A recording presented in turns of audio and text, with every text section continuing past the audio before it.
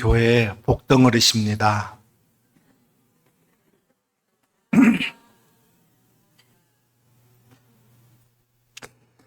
이번 여름은 정말 가마솥 찜통 더위였다 그렇게 얘기해요. 이제 처서가 지나고 말복이 지나면서 한풀 더위가 꺾이긴 했지만 여전히 무더운 날에 저절로 찾는 것은 시원한 것, 또 시원한 곳입니다. 오늘 점심 식사도 시원한 국물이 있는 메밀국수가 기다리고 있어요. 오늘 말씀에 등장하는 고린도 교회는 내부의 갈등이 많았던 교회입니다. 바울파, 베드로파, 아볼로파, 그리고 예수님 직속파라고 주장하는 사람들로 분열이 심한 교회였어요. 사도 바울은 이 분파가 많은 고린도 교회에 보내는 편지의 결론에서 가장 믿음의 아름다운 스데반의 가정을 소개하고 있습니다. 교회 내에 분파가 많음에도 불구하고 어떤 분파에도 동요되지 아니하고 주변 사람들의 마음을 시원하게 한 믿음의 가정이었어요. 마음을 시원하게 했다라는 것은 주변 사람들에게 선한 영향력을 끼쳤다, 그런 뜻이에요. 오늘 주시는 말씀을 통해서 스데바나의 가정이 어떤 믿음을 통해서 서로의 마음을 시원하게 했는지 깨달을 수 있는 은혜의 시간이 되기를 주님의 이름으로 축원합니다. 스데바나는 고린도전서에서만 나오는 사람이에요. 고린도전서 1장 16절에 보면 내가 또한 스데바나 집사람에게 세례를 베풀었고 그 외에는 다른 사람에게 세례를 베풀었는지 알지 못하노라 그랬어요. 또 오늘 본문 15절에도 보면 이렇게 표현하고 있습니다. 형제들아, 스데바나의 집은 곧 아가야의 첫 열매요 또 성도 섬기기로 작정한 줄을 너희가 아는지라 내가 너희를 권하노니 그랬어요. 이 두 곳의 말씀을 우리가 연결해 보면 스데바나가 어떤 사람인지 알 수가 있어요. 바울이 고린도 지역에 가가지고 복음을 증거할 때 매우 어려운 상황에 놓이게 되었습니다. 바울이 아덴에서 복음을 전하다가 실패한 후에 낙담한 상태에서 고린도에 들어가게 되었어요. 그곳에서 스데바나를 만나가지고 복음을 증거했습니다. 스데바나는 바울이 전한 복음을 듣고 받아들여서 기독교로 개종했어요. 또 스데바나는 자신의 온 가족이 예수를 믿게 했습니다. 바울은 이 스데바나의 그 가족에게 세례를 베풀었어요. 그것이 아가야 지역에서 맺은 첫 번째 복음의 열매였습니다. 바울은 이 아가야의 첫 열매라 이렇게 말하고 있습니다. 섬기기로 작정한 믿음이 모든 사람의 마음을 이렇게 시원하게 합니다. 스데바나 가정은 아가야 지역의 고린도라고 하는 항구 도시에 살고 있었어요. 이 스데바나 가정은 고린도 도시를 포함한 아가야라고 하는 그 넓은 지역에서 예수님을 제일 처음 믿은 가정으로 소개되고 있습니다. 만약에 우리가 전주를 포함한 이 전라도 지역에서 제일 먼저 예수를 믿는 사람이다 그러면 대단한 사람 아니겠습니까?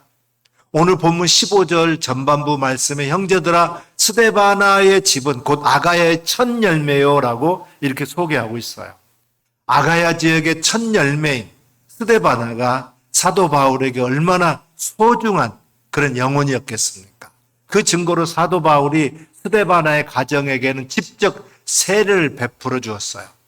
이 사도 바울은 다른 사람들에게 베푼 세례에 대해서는 잘 기억나지 않았지만 이 스데바나 가정은 분명히 기억하고 있습니다. 더군다나 더 중요한 사실은 아가야 지역의 첫 열매인 이 스데바나가 어떤 믿음의 신앙생활을 했느냐는 거예요. 15절 이후에 보게 되면 성도 섬기기로 작정한 줄을 너희가 아는지라 그렇게 소개하고 있어요.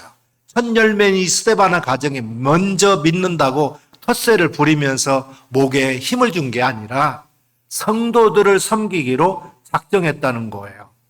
스데바나는 바울과 함께 이 고린도 교회를 개척하는 개척 멤버가 되어가지고 바울을 도와서 교회에서 신실하게 섬겼어요. 스데바나는 다른 사람을 섬기기로 아주 작정한 그런 사람입니다.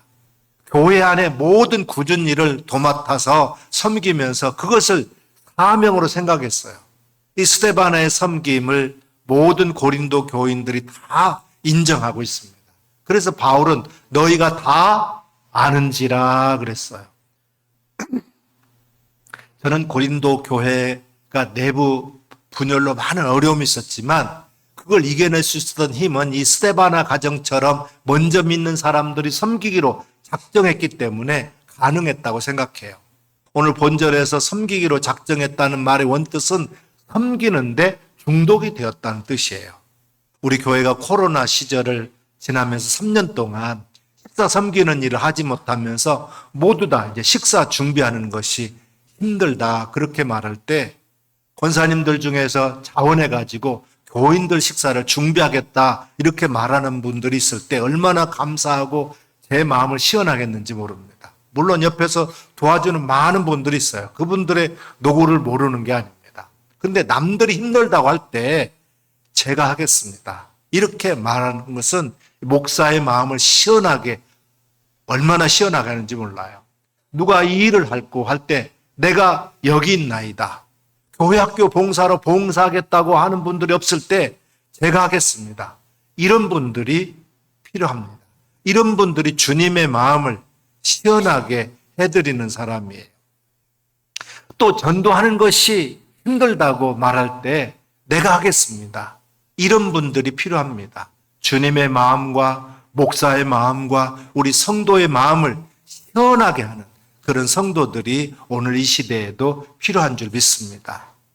스데바나 가정에 섬기는데 얼마나 열심이었는지 우리들이 미루어 짐작해 볼 수가 있어요. 섬기는데 중독이 된 스데바나 가정이 고린도 교회 성도들의 마음을 시원하게 하는 선한 영향력을 미친 거예요. 사람들 대부분은 성공해가지고 많은 대접을 받으려고 하는 작정을 합니다. 그러나 스데바나 가정처럼 섬기기로 작정한 사람들은 그리 많지 않아요. 정말 하나님의 은혜를 받고 성령 충만 받은 사람들은 섬기기로 작정하는 사람들이라 생각합니다. 고린도 교회의 심각한 문제 중에 하나가 은사 우월주의 문제 때문이었어요.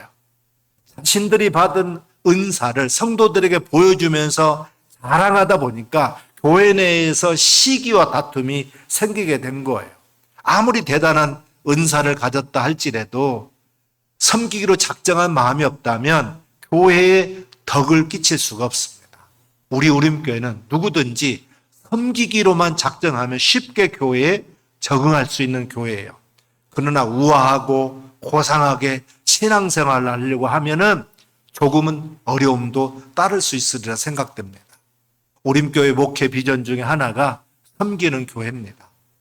우림교회 모든 성도는 스데바나 가정처럼 섬기기로 작정해서 서로의 마음을 시원하게 하여 주변 사람들에게 선한 영향을 미칠 수 있는 주님의 자녀들이 다 되시기를 진심으로 축원합니다. 또 모든 사람에게 순종하는 사람이 마음을 시원하게 합니다. 사도 바울은 서로의 마음을 시원하게 하는 사람이 되기 위하여 16절에 이렇게 모든 사람에게 순종하라 그렇게 당부하고 있습니다. 예수님의 섬김도 제자들의 발을 씻어주면서 본을 보여주었어요. 순종도 예수님이 친히 오늘 우리에게 본을 보여주셨습니다. 예수님이 보여준 순종의 최고의 정점은 겟세마네 동산의 기도였습니다. 예수님의 십자가의 고난을 눈앞에 두고 이 잔이 지나가기를 간구합니다. 그러나 내 원대로 마옵시고 아버지 원대로 하기를 그는 기도했어요. 저는 예수님의 이 겟세마네 기도를 통해서 놀라운 사실을 하나 발견했습니다. 예수님이 아버지 앞에 순종하기 위해서 드리는 기도는 자신이 원하는 것을 포기하는 기도였어요. 그러므로 순종의 기도와 포기하는 기도가 정비례한다는 사실을 깨달을 수 있었습니다. 내 자신에 대해서 포기를 많이 하면 할수록 주님 앞에 많은 순종을 우리가 할 수 있어요. 그러나 우리는 하나님 앞에서 포기하는 기도보다는 더 없고 또 더 많은 것을 가지기를 원하기 때문에 순종하기가 힘든 거예요. 성경은 포기한 사람들이 하나님의 축복을 받는 것을 여러 번 기록하고 있습니다. 아브라함은 본토 친척 아버지 집을 포기하고 하나님의 약속한 땅으로 순종해서 떠났습니다. 100세 낳은 아들을 이삭을 포기하고 하나님 앞에 바쳤어요. 아브라함은 하나님 앞에 자신의 것을 포기하고 순종할 줄 아는 사람이기 때문에 믿음의 조상이 되는 축복을 받게 된 줄로 믿습니다. 예수님은 성령으로 잉태한 마리아의 순종하는 마음에 얼마나 많은 것을 포기했습니까? 처녀가 아이를 가짐으로 인해 가지고 자신의 미래에 대해서 모든 걸 포기해야 감당할 수 있었던 거예요. 포기하고 순종할 때 예수님의 어머니가 되는 더 아름다운 축복이 그에게 찾아왔던 것입니다. 우리들이 주님 앞에서 너무 많이 가지려고 하는 기도를 드림으로 순종도 잘 안 되고 오히려 갈등과 번민에 사로잡히기도 합니다. 예수님이 겟세마네 동산에서 자신이 원하는 것을 포기했을 때 모든 갈등과 번민이 사라졌어요. 그럼 우리도 때로는 포기하는 기도를 통해서 우리가 순종할 때 모든 갈등과 번민이 사라지고 하나님이 새로운 것으로 채워주심을 여러분 믿으시기를 주님의 이름으로 축원합니다. 부족한 것을 채워주는 것이 우리 마음을 시원하게 하는 거예요. 스데바나는 고린도 교회의 개척 멤버로 그의 섬김은 모든 교인들이 인정하고 사역자들의 마음을 시원하게 하는 그런 사람이었습니다. 어떤 교회든지 개척 멤버들의 신앙 자세와 섬김의 내용이 매우 중요해요. 그들이 어떤 마음의 자세와 영적인 자세를 가지느냐에 따라서 어떻게 교회를 섬기느냐에 따라서 교회가 달라집니다. 한국 교회를 보게 되면 개척 멤버였던 사람들이 잘 섬기면 교회가 커다란 힘이 되고 덕이 되고 그 교회의 부흥의 지렛대가 되었던 것을 볼 수 있어요. 하지만 교회 개척 멤버들이 기득권을 주장하면서 봉사는 안 하면서 인정만 받으려고 하면 교회는 힘을 잃게 됩니다. 스데바나는 매우 신실한 사람으로 교회와 또 목회자들에게 힘이 되었던 사람이에요. 스데바나는 교회를 섬길 때 자기 중심으로 섬긴 게 아니라 다른 사람 중심으로 섬겼던 겁니다. 오늘 본문 17절 말씀을 함께 읽어보겠습니다. 내가 스데바나와 부두나도와 아가이고가 온 것을 기뻐하노니 그들이 너희의 부족한 것을 채웠습니다. 스데바나의 가정은 부족한 것을 보충해주는 가정이었어요. 17절 후반절 말씀에 그들이 너희의 부족한 것을 채웠음이라 그랬어요. 우리가 세상을 살아갈 때 부족한 것이 참 많이 있습니다.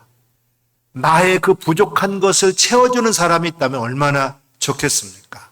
나의 약점을 들춰내거나 내 부족함을 무시하지 않고 오히려 감싸주고 도와주는 사람이 있다면 얼마나 우리가 행복하게 살 수 있겠습니까?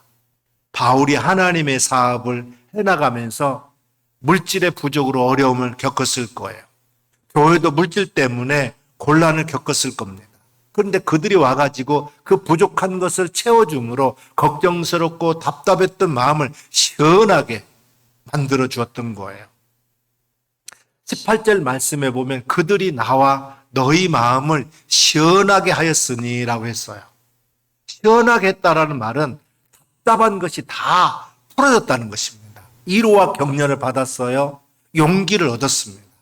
그들은 전도 활동에 지쳐있던 바울에게 힘을 주었고 큰 용기를 주었습니다.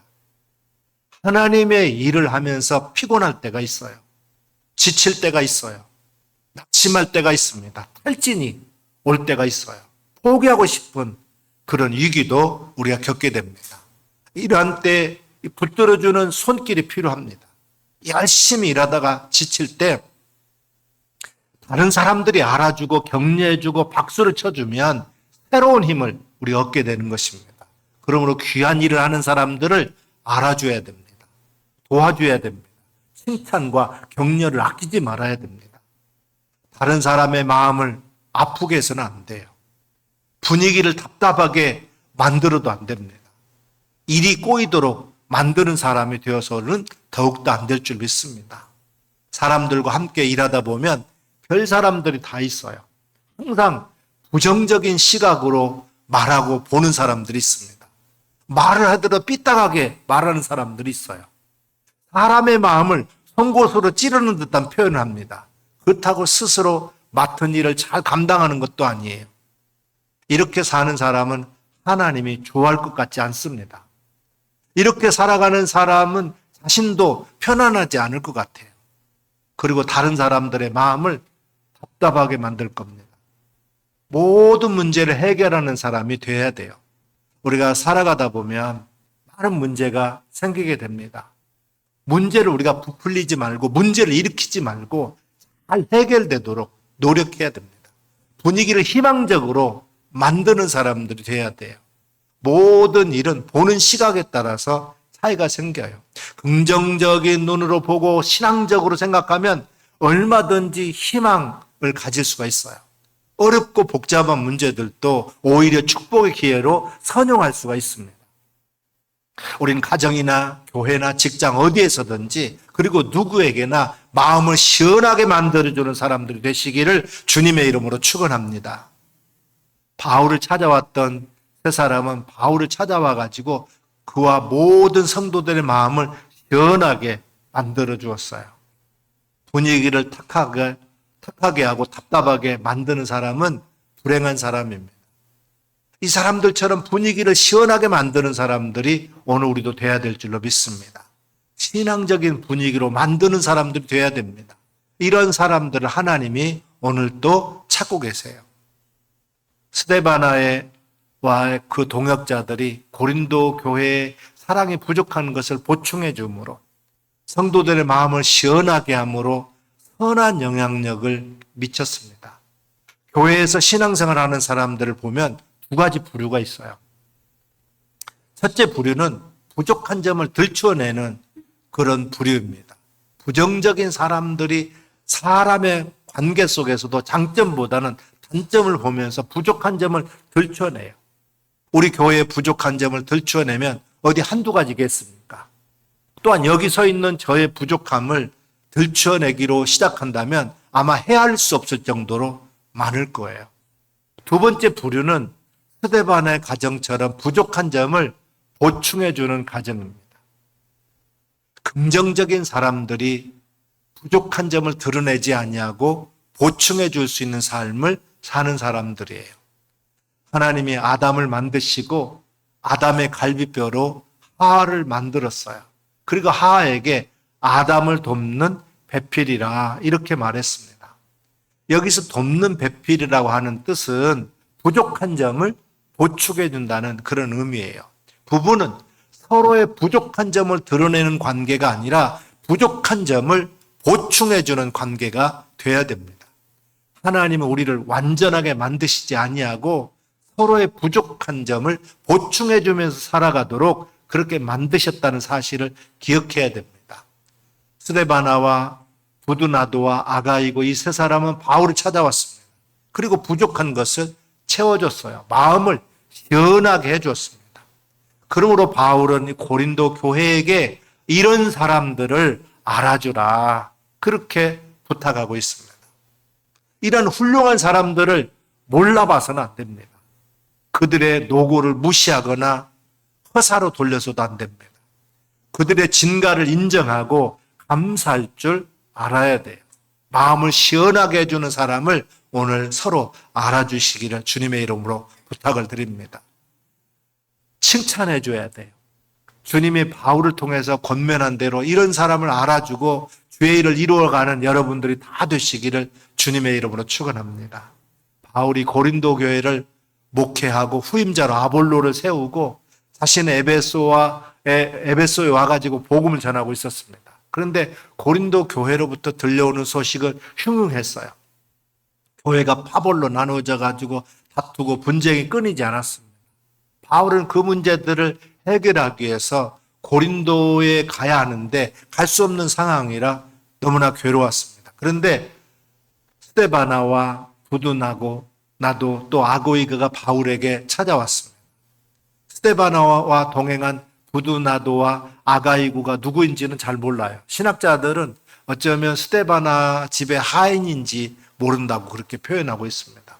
아무튼 스데바나와 두 사람은 바울에게 와서 바울이 궁금해하고 힘들어하는 부분들을 다 해소해 준 거예요. 고린도와 에베소는 에게 바다를 사이에 두고 약 500km 정도 떨어져 있습니다. 교통편이 좋지 않아요. 그런 상황에서 고린도에서 에베소까지 온다는 것 자체도 참으로 힘든 일입니다. 그런 어려움과 위험을 무릅쓰고 바울에 와가지고 필요한 부분들을 채워줬어요. 스데바나와 부드나도 아가이고의 섬김은 바울과 에베소 교회 그리고 고린도 교회의 부족한 부분들을 채워줬습니다.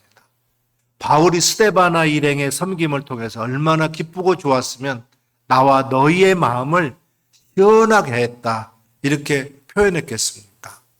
다른 사람들은 바울의 마음을 낙심하게 하고 괴롭게 하고 근심하게 만들었는데 스데바나와 두 사람은 바울의 마음을 시원하게 했던 거예요.